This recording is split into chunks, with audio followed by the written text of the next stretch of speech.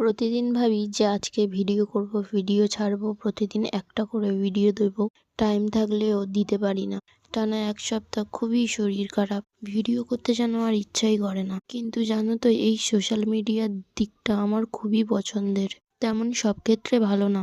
অনেক অনেক বড় বড় ক্রিয়েটারদের ভিডিও দেখছি, তারা বলছে যে অনেক কষ্ট করে ২ লাখ ৩ লাখ ফলোয়ার্স সাবস্ক্রাইবার করেছে, কিন্তু কোনো কিছুর কারণে তারা পেজটা হারিয়ে ফেলেছে।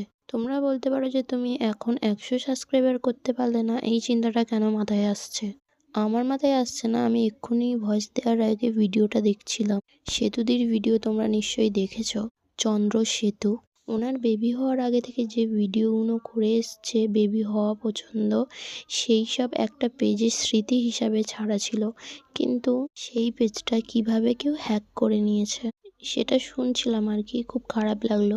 ওই জন্য করে তোমাদের সাথে শেয়ার করা। এত কষ্ট করে একটা চ্যানেলকে দাঁড় করানো, তারপরে যদি এরকম হয়ে যায়, তোমরাই বলো। তোমরা ধরো বাইরে খেটে একটা বাড়ি বানিয়েছো অনেক কষ্ট করে, ভালো করে থাকার জন্য, কিন্তু যদি নদীর জল এসে, যেমনটা হয় আর কি নদীর ধারের মানুষদের সাথে, তেমন যদি হয়, ভেঙে যায়, তাহলে তোমাদের কেমন কষ্ট লাগবে?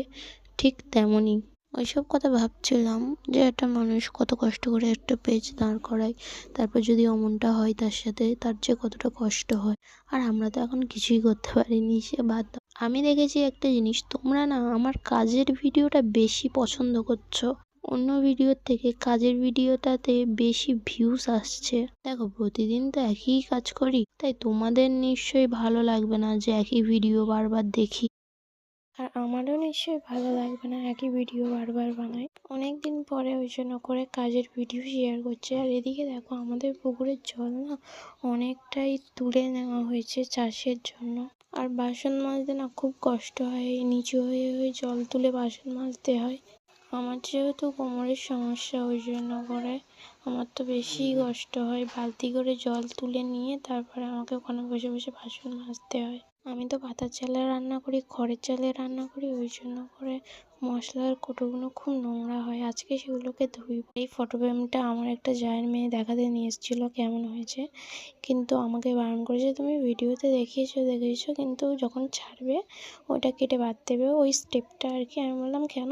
না, অসুবিধা আছে, ওই জন্য করে তোমাদেরকে আর দেখালাম না।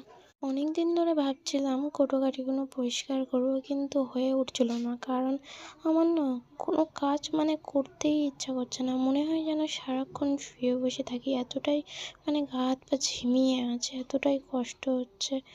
So tata, good night.